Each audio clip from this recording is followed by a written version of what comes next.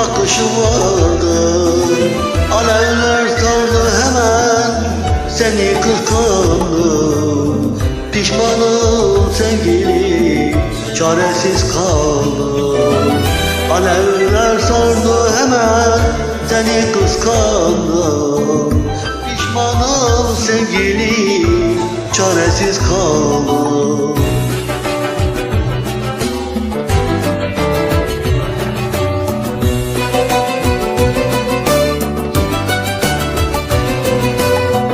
Her gün aynı yerde buluşuyorduk, gelecek günleri konuşuyorduk. Ayrılırken bana resim vermişti, sana bir hatıra kalsın demişti.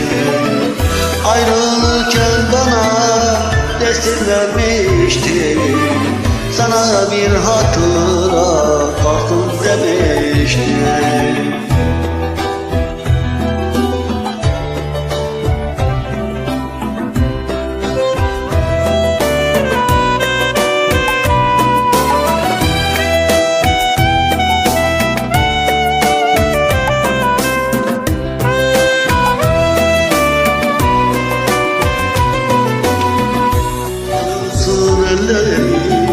Atmaz olaydım, ben seni değil de kendimi yaktım.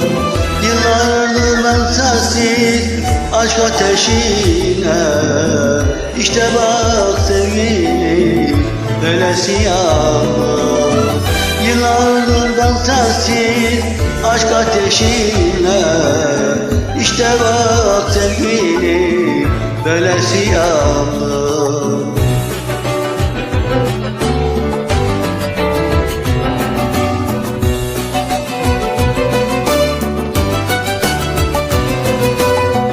Her gün aynı yerde buluşuyorduk, gelecek günleri konuşuyorduk.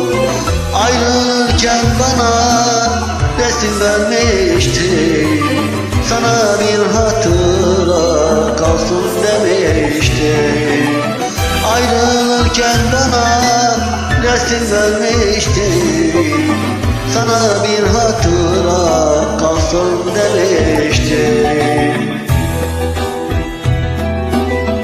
Dün gece resmini ateşe attım, yanarken bir masum bakışın vardı.